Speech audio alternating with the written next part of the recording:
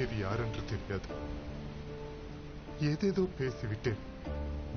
மார்பில் எட்டி உதைத்தேன். நீ மிதித்த போதுதான் உன் பலம் எனக்கு புரிந்தது. இது ரத்தம் அல்ல குமாரவர்மா. நீ கோழை அல்ல, யுத்த வீரன் எனச் சொல்லும் வெற்றி திலகம்.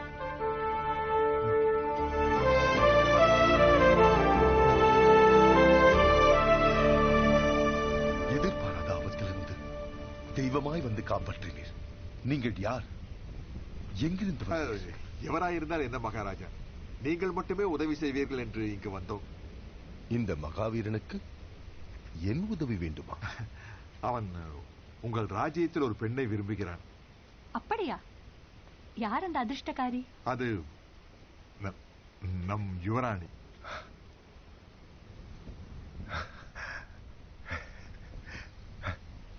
இதைவிட ஆனந்தம் இனி என்ன?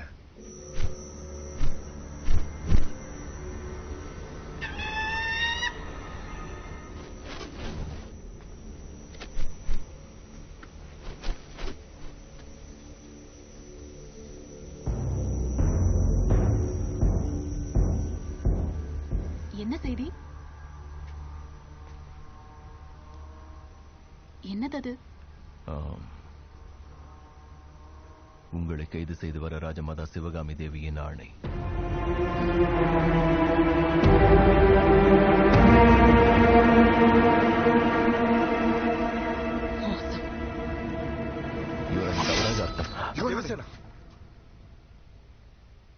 சற்று முன் உன்னை காப்பாற்ற வந்த தெய்வம் என்று கும்பிட்டோம்.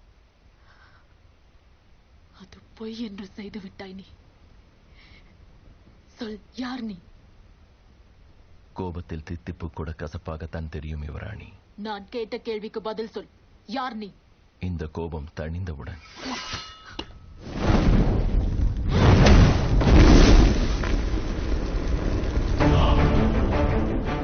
மகிழ்மணி சாம்ராஜ்யத்தின் முடியளவரசன்,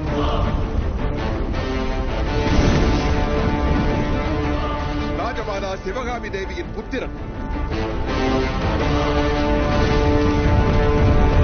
பிரபஞ்சத்தில் யாரும் வென்றடா காளகயரை வதம் செய்த வீராதி வீரன்,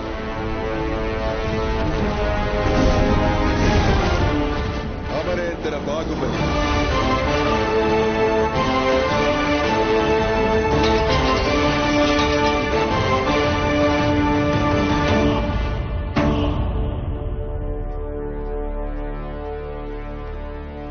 பந்தங்களுக்குள் அன்பு இருந்தால் போதும் மகாராஜா, மரியாதை எதற்கு?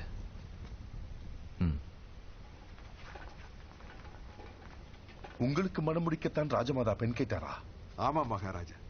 பாகுபலி யுவராணியை விரும்புவது ராஜமாதாவுக்கு தெரியாது. நீங்கள் வேண்டாம் என்ற கோபத்தில் பிடித்து வர கட்டளையிட்டிருக்கிறார். என் தாய் தப்பு செய்ததில்லை தேவசேனா. அவர் ஏதும் செய்தார் என்றால் அதில் பெரும் அர்த்தம் புதைந்திருக்கும். இது புரியாமல் நடந்த குழப்பம், வெறுப்பில் உமிழ்ந்தவை அல்ல.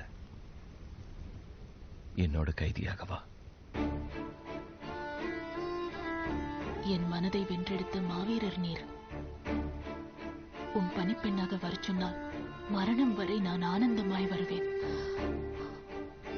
ஆனால் என் மானம் இழந்து கைதியாக ஒரு அடி எடுத்து வைக்க மாட்டேன்.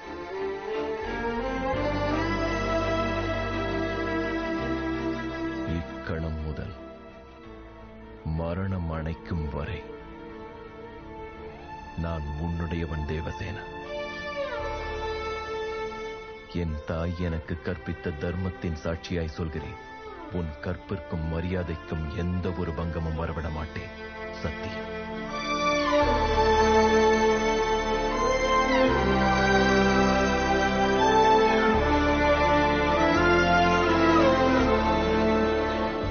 எங்கள் தேச தீபத்தை உங்களோடு அனுப்பி வைக்கிறோம் யுவராஜா. என் இமைக்குள் வைத்து பார்த்துக் கொள்கிறேன். வருகிறோம்.